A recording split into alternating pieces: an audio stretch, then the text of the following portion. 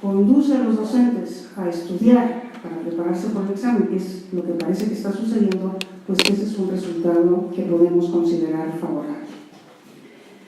También mejoran los resultados de promoción de los que se promueven a ser directores, o sea, a lo largo de los años son mejores los resultados de los aspirantes a promoción, es decir, quienes finalmente llegarán a la dirección de las escuelas son mejores conforme pasan los años.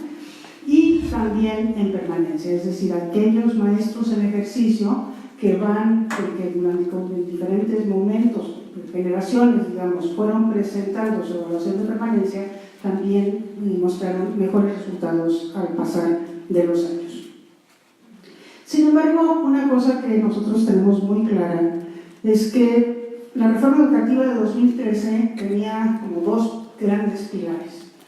Por un lado estaba la evaluación, y hay que reconocer que sí, fue un pilar muy importante, la evaluación docente, un pilar muy importante de la reforma educativa, pero, por otro lado, estaba la formación docente.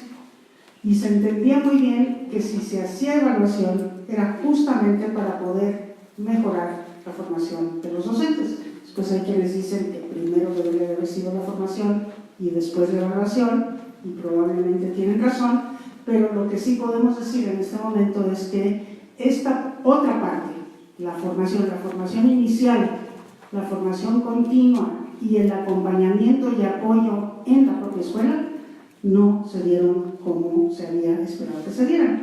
Y este era un cometido de la Secretaría de Educación Pública. La Secretaría de Educación Pública pues es la responsable de formar a su personal docente.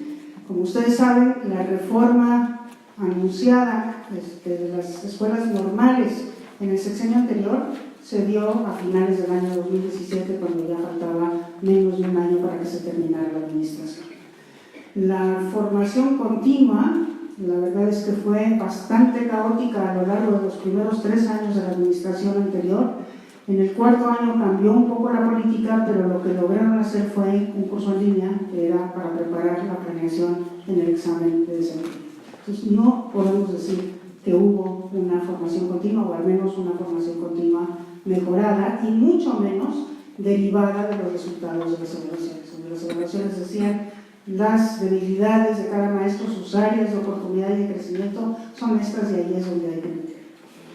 Y bueno, la reforma también tenía una cosa que desde mi punto de vista era verdaderamente revolucionaria desde el punto de vista de su potencial para mejorar la calidad de la educación, que era el SATE, el Servicio de Asistencia Técnica a la Escuela, que lo que preveía es que en cada supervisión escolar tuviera 2 personas, ATPs, que estuvieran cercanos a las escuelas, que con los resultados de la evaluación de los maestros de esas escuelas pudieran hacer tutorear o mentorear a los maestros de esas escuelas en función de sus debilidades, y pudieran estar al pendiente de las necesidades de capacitación de la escuela y la escuela misma. Porque una de las cosas que nos dice la investigación educativa es que los cursos, la verdad, a los maestros les sirven mucho, les gusta muchísimo aprender cosas nuevas, están ávidos de aprender cosas nuevas, pero cuando llegan a la escuela es poco de esos cursos lo que de hecho se pone en práctica. Tiene que ver con el hecho de que el currículum está demasiado cargado, los maestros no tienen tiempo de innovar, a la escuela no le gusta la innovación, los otros maestros prefieren que no se hagan cambios, con muchas cosas, pero son pocos. En cambio, el seguimiento y el acompañamiento de los maestros en la escuela misma tiene excelentes resultados en el año. Y bueno, esto fue lo que resultó, digamos, una promesa, una aspiración de la reforma educativa pasada, y que desgraciadamente nunca se pudo llevar a cabo. Los lineamientos para el SATE también se publicaron en el año 2017, pero no había suficientes asesores técnico-pedagógicos para llevar a cabo estas funciones, y finalmente el SATE tampoco funcionó. Entonces, de hecho, si nos ponemos a pensar y evaluamos la reforma, pues lo que podemos decir es, se evaluó, pero no se formó. Y la evaluación se cumplió cabalmente, pero la formación no se derivó de esta evaluación. Y eso significa que la evaluación pues, no sirve para mejorar, porque la evaluación para eso se hace para mejorar. Y si no se va a usar para mejorar, no tiene sentido hacer evaluación. Y eso fue un poco lo que sucedió. También podemos decir que esto era parte de la reforma del artículo 3, que tenía que mejorarse la infraestructura escolar. Podemos decir que sí, en efecto, hubo una inversión en infraestructura escolar histórica. Nunca antes se había invertido tanto dinero en materia de infraestructura escolar, pero si ustedes recuerdan el programa de Escuelas al 100, que fue el más importante en materia de infraestructura escolar el año pasado, lo que hizo fue pedirle prestado al fondo de infraestructura hacia el futuro. Entonces, lo que hizo fue emitir bonos que se van a cobrar con lo que ese fondo debería de tener en los años futuros. Entonces, se mejoró la infraestructura a costa de lo que se iba a poder hacer en años futuros, y además el programa tuvo algunas dificultades porque estaba previsto para realmente beneficiar a las escuelas en condiciones de mayor pobreza, en zonas de mayor vulnerabilidad, y esto no siempre se cumplió. También es necesario decir que durante toda la administración se mantuvo la zona de excepción, lo que podríamos llamar la zona de excepción, que pues, son los 4 estados que ustedes conocen muy bien: Oaxaca, Chiapas, Guerrero y Michoacán, donde no pudo entrar la evaluación docente, donde si los maestros se evaluaron fue porque se los tuvo que sacar del estado para que pudieran presentar sus evaluaciones, donde maestros evaluados con buenos resultados al regresar a sus estados, y esto sigue sucediendo a la fecha, no pueden ocupar sus espacios porque los otros maestros no les permiten ocuparlos, ¿no? Y entonces no están dando clases, están cobrando, pero no pueden entrar a sus escuelas. Entonces hay una zona de excepción, o sea, tenemos un país que tiene 32 estados, dentro de esos 32 hay 4 estados que tienen una dinámica educativa totalmente distinta. Sucede que esos estados son los estados más pobres, no es casualidad, o sea, son estados que han sido abandonados durante mucho tiempo. Eso ha generado muchísimo resentimiento social. Una manera de manifestarlo es tener estas actitudes de conquistas y movilizaciones continuas. No es casualidad que sean los estados más pobres, pero sí lo que sucede es que al mantener esta zona de excepción, pues la polarización entre los estados más pobres y los demás estados del país evidentemente se agranda y se agudiza. Hay un caso excepcional que curiosamente creo que nadie lo ha descubierto, nosotros en el INE lo descubrimos justo porque hacemos evaluaciones, que es el caso de las escuelas telesecundarias. Las escuelas telesecundarias, si ustedes recuerdan, fueron escuelas que se crearon hace, creo que acaban de cumplir 60 años, se crearon justamente para brindar la oferta de este nivel educativo a comunidades rurales pequeñas en donde no se podía establecer una escuela secundaria con los 13 maestros por asignatura que eran entonces, después fueron 8, y eso pues no era viable porque eran comunidades pequeñas, pero los niños de esas comunidades tenían derecho al servicio. Entonces, en un principio las telesecundarias operaron con transmisiones de televisión, una persona que dominaba la materia daba la clase, las escuelas se sintonizaban y los maestros, que no eran maestros especialistas, sino eran maestros como los maestros de primaria, después de escuchar la televisión, monitoreaban el trabajo individual de sus alumnos y acompañaban eso con también algunas clases. Después la televisión dejó de funcionar porque la infraestructura se descuidó, el equipamiento se descuidó, no servían las televisiones, y entonces se empezó a trabajar pues ya profesionalizando al magisterio y teniendo materiales especiales para la telesecundaria. Curiosamente, esto que les dije de que los aprendizajes no mejoraron es cierto a nivel de todo el país, pero hay estados en donde se mejoraron y hay modalidades educativas en donde mejoraron de manera notable, y una de ellas es la telesecundaria, que a principios, yo diría hace unos 10 años, la telesecundaria estaba significativamente por debajo de las secundarias generales y de las secundarias técnicas en materia de aprendizajes, y en este momento ya no hay diferencias significativas con el otro tipo de escuelas, lo cual es notable porque son alumnos de zonas rurales, de zonas indígenas, con poca capacidad de las primarias de generar aprendizajes de calidad, y a pesar de ello están teniendo resultados de esta naturaleza. Entonces habría que seguir la pista a estas telesecundarias y también averiguar qué fue lo que hicieron bien. ¿no? Y como decía, también hay algunos estados que tuvieron alguna intervención específica, concretamente el caso de Puebla y el caso de Sonora, en donde la política educativa priorizó atender a los que más lo necesitaban, y esos que más nos necesitaban eran aquellas escuelas que tenían el 80% de los alumnos por debajo del nivel básico, y en esas escuelas hubo una intervención para asegurar primero la cobertura, después la permanencia y después el aprendizaje. Y en los dos estados, pues las mejoras fueron notables, lo que muestra que cuando hay una política educativa favorable, pues esto inmediatamente se deja sentir en lo que verdaderamente importa, que son los aprendizajes de los niños. Una cosa que sí interesa decir, y eso tiene que ver con la política educativa del actual sexenio, es que la equidad no se atendió. O sea, no hubo una política congruente y potente para reducir las desigualdades educativas que son enormes en México, muy grandes en México. Y entonces, bueno, lo que está sucediendo es que hay una ley sociológica que dice que siempre se tiende a beneficiar más a los más beneficiados, a no ser que haya una intencionalidad muy clara con los recursos necesarios para que eso deje de suceder.